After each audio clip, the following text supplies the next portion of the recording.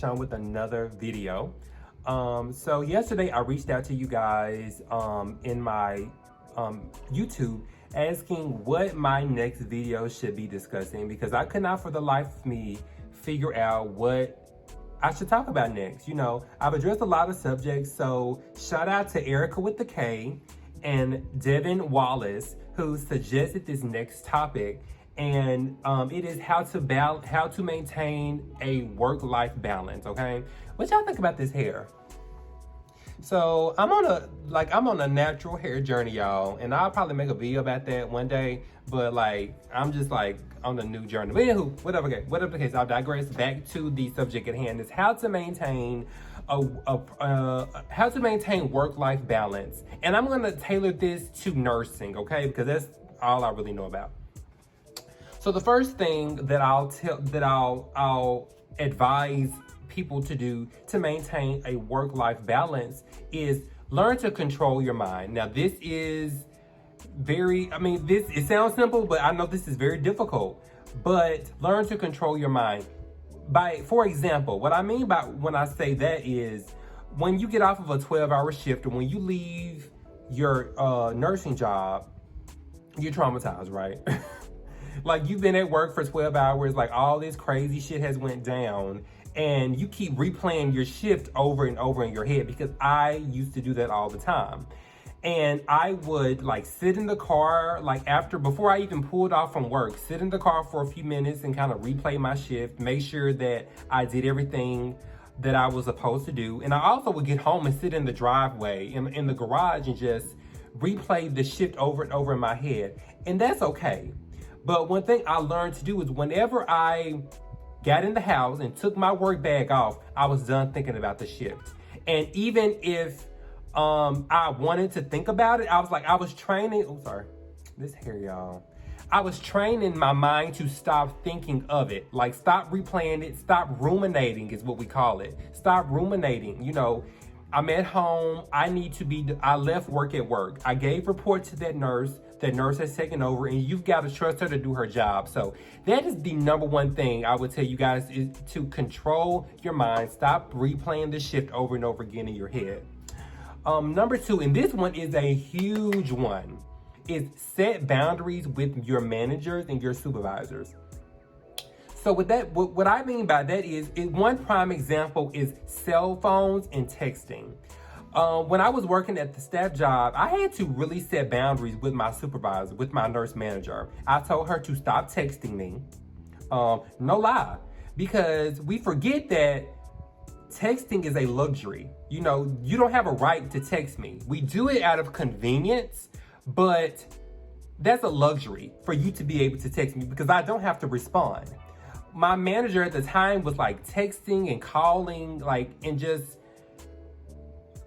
silly crap that could have waited until I got back to work. And you guys, if you're anything like me, if you're at home, let's say you got the day off, you're at home, you're chilling, she texts you, telling you that you forgot to do something. It's you think about that all day long. So she's kind of messed up your whole day.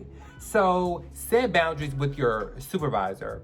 You know, if it's nothing that's life-threatening to a patient, you don't need to call and text me on my off day. If this can wait till I come in the next day or whenever my next day is, you need to wait till then.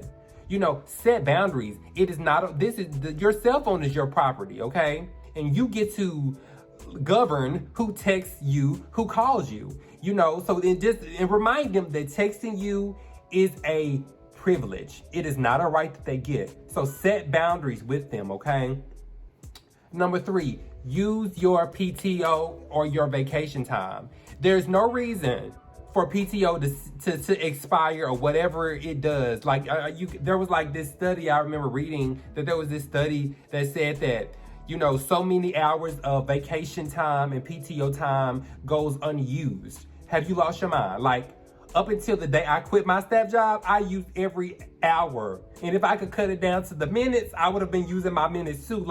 No, I'm going to take my time for myself, especially as nurses. Our work is so draining that we have to take that time to recover, you know? Even if you don't have anything planned, use it. If it's about to expire, use it.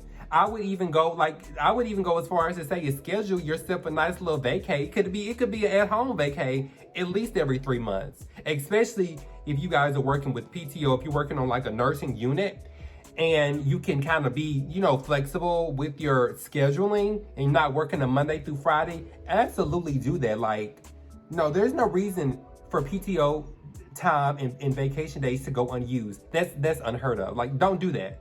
Like, okay, use it. It's yours. You worked for it. You need to recharge. And once you do that, you'll come back absolutely 100% better. I promise, I promise, I promise. Number 4. So this is something that me and my boyfriend used to do. And I got this idea from a nurse that I used to work with years ago. She had children. When it came to like really big holidays and you had to work, she would schedule holidays outside of the natural holiday. For example, if it was Thanksgiving, if she had to work Thanksgiving, her and her family, had Thanksgiving at home the day before. So it's like they had all the food, they had all the family visit, just because they knew she would have to work a lot of those really major holidays. So if you were only off like Thanksgiving's on a Thursday, if you had to work if you were only day off that week was a Tuesday, well, I guess our Thanksgiving is going to be that Tuesday. You know what I'm saying? And like, if your family, like your immediate family, wanted to go out the day of and visit other family members, you've had your Thanksgiving at home before the day. Because as nurses, we know that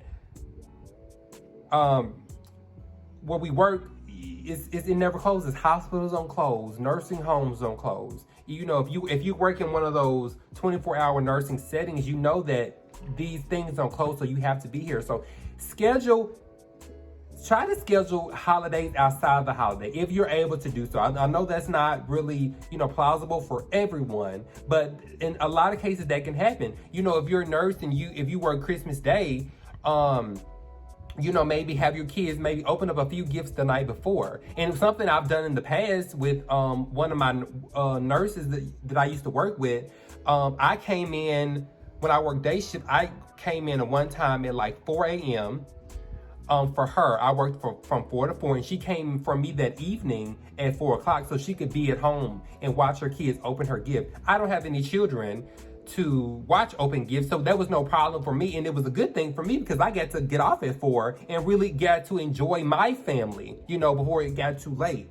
So schedule holidays outside of the holidays. Number 5.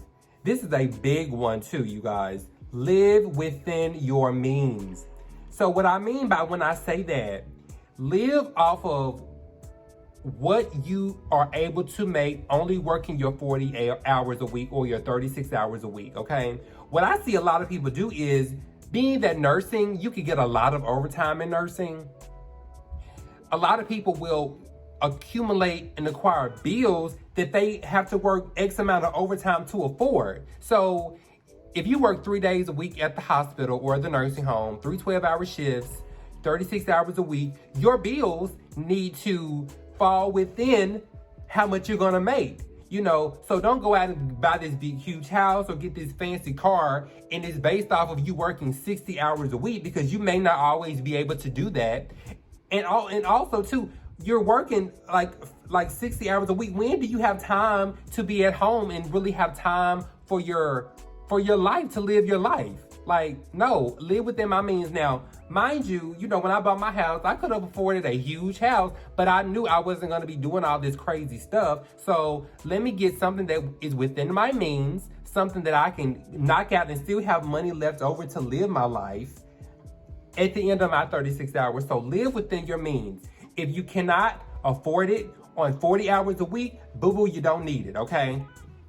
Let me see. My last one, number 6, is quit your job. Now listen, don't go to the bill collector and say that Adam Deshawn told me to quit my job because I'm trying to maintain work-life balance. Now, if you have something lined up that is going to allow you to be more present at home, do that. But always have a job ready. Now don't listen. This is the disclaimer. I am not telling y'all to go ahead and quit y'all's job, okay?